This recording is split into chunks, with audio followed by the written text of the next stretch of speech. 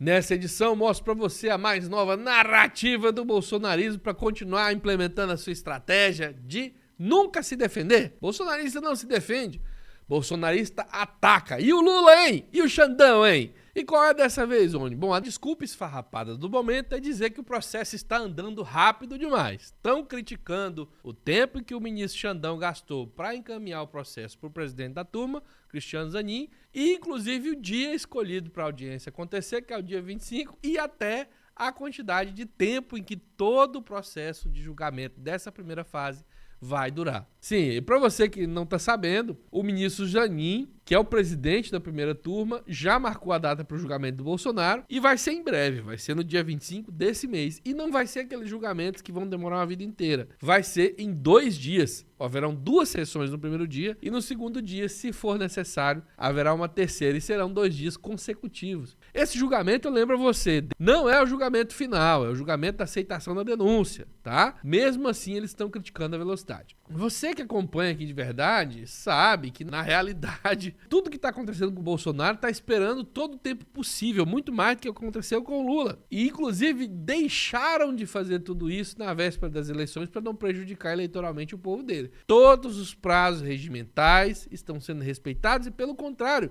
estão sendo estendidos. Você verá que tem uma data aí que era de 48 horas, que foi estendido para 5 dias e depois foi estendido para até o dia 25, que é a data do julgamento que foi marcado pelo Cristiano Zanin. Mas eu vou trazer em maiores detalhes para você. Se você está chegando agora para esse canal, meu nome é Rony Telles, se inscreva, compartilhe o vídeo nas suas redes sociais. Tudo isso ajuda muito no combate ao bolsonarismo. Vamos começar entendendo por que foi mais rápido do ponto de vista de quem está observando só o que está acontecendo agora. Tá? Quem, inclusive, do ponto de vista de quem esqueceu o que aconteceu com o Lula, lá quando eles se aceleraram para mudar a lei, depois prenderam o Lula, depois que a eleição passou, eles tiveram tempo aí para desfazer a questão da prisão em segunda instância, né? Quem viu, viu. O ministro Alexandre de Moraes, desde que entrou no Supremo, ou seja, quando foi indicado por Michel Temer, é, no ranking de produtividade do próprio Supremo, o ministro que mais decide, o que significa que o gabinete dele funciona mesmo muito rápido.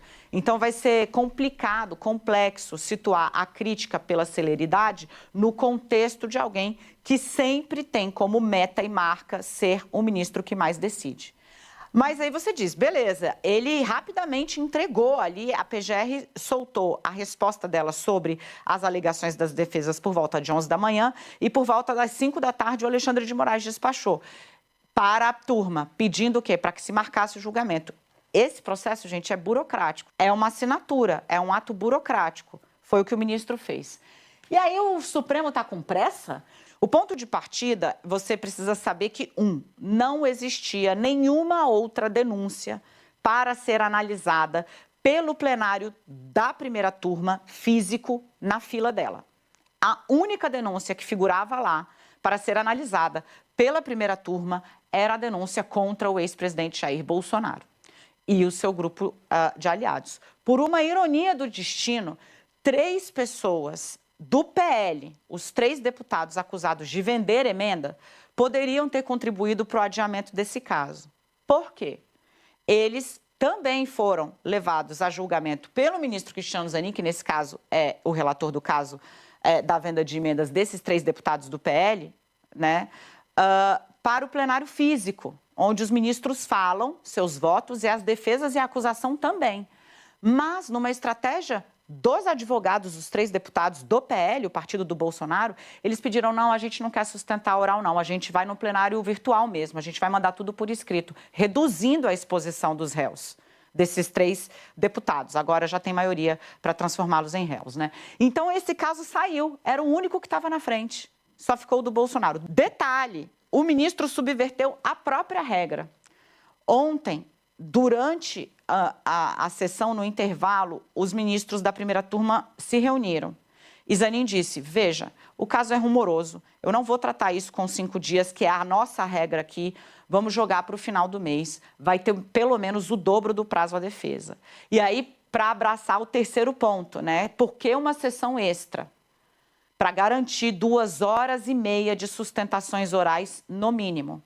A Procuradoria-Geral da República, regimentalmente, tem 30 minutos para sustentar a acusação, a denúncia, e cada advogado de cada um dos 8 acusados tem, no mínimo, 15 minutos para discussão. Bem, outra explicação também foi dada na CNN, até para que você veja que realmente todos os jornais estão falando nessa perspectiva sobre o assunto. Existe uma diferença, por exemplo, entre o que foi alegado pelo presidente Lula na época da Lava Jato e agora o que tem sido dito pela defesa do ex-presidente Jair Bolsonaro no sentido da rapidez com que o processo está andando, né? No caso de Lula, a celeridade chamava atenção porque havia várias instâncias para serem superadas em relação ao julgamento do caso. Uma sentença que começou na primeira instância com o juiz Sérgio Moro, depois subiu para o Tribunal Regional Federal da 4ª Região, depois para o Superior Tribunal de Justiça e depois chegou ao STF. E aí isso tudo normalmente leva muito tempo e foi realmente muito mais rápido do que o normal. Nesse caso do Bolsonaro, é esperado um pouco mais de celeridade, Uribe, porque já é um inquérito que é originário do Supremo Tribunal Federal. Então, os recursos que cabem em relação aos procedimentos dessa investigação criminal são recursos ajuizados no próprio Supremo. Então, justamente por ser um inquérito originário, é que ele normalmente já tem, né, uma tramitação um pouco mais rápida. Agora, em relação às mudanças de rotina que a primeira turma fez, né, Uribe? A gente lembra que a expectativa do Supremo Tribunal Federal é concluir essa votação sobre o recebimento ou não da denúncia em aproximadamente 3 sessões. Se fosse mantido o calendário normal da primeira turma, que se reúne quinzenalmente às terças-feiras, levaria aí no mínimo 6 semanas de julgamento para que... 6 semanas, né, levaria para que pudesse a turma dar uma resposta em relação à abertura ou não de uma ação penal contra esse primeiro núcleo de acusados. É um tempo também bastante longo, né, e a gente sempre tem dito aqui que o cenário ideal tanto para o Supremo quanto para a PGR, seria concluir até o julgamento de mérito ainda em 2025, por isso a turma fez algumas adaptações aí para poder, então, agilizar o julgamento dessa denúncia e dar uma resposta nessa etapa processual em apenas 2 dias.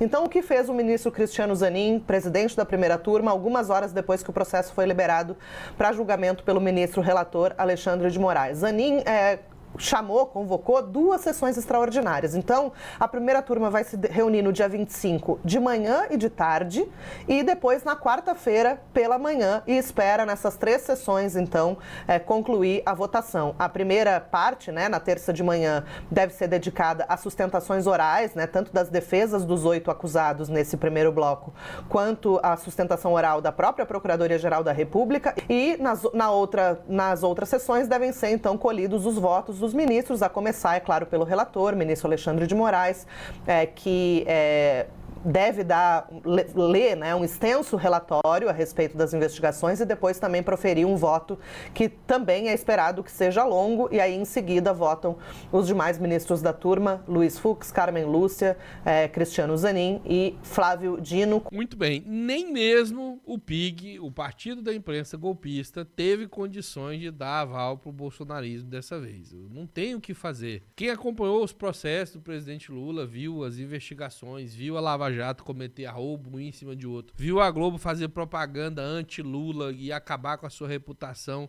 um dia após o outro, viu o STF acelerar a mudança da jurisprudência para que houvesse a prisão em segunda instância, dilapidando a Constituição brasileira, tudo isso para não permitir que Lula saísse candidato. O Bolsonaro teve essa vantagem. Bolsonaro só foi presidente eleito graças a essa alteração do STF, que por sua vez estava fazendo isso, que estava coagido pelo Exército.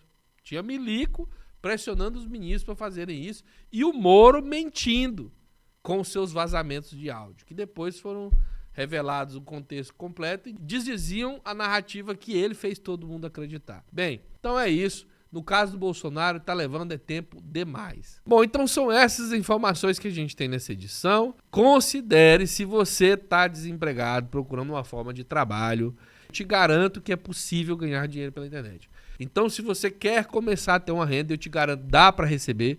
Eu recebo renda de mais de uma plataforma há muito tempo.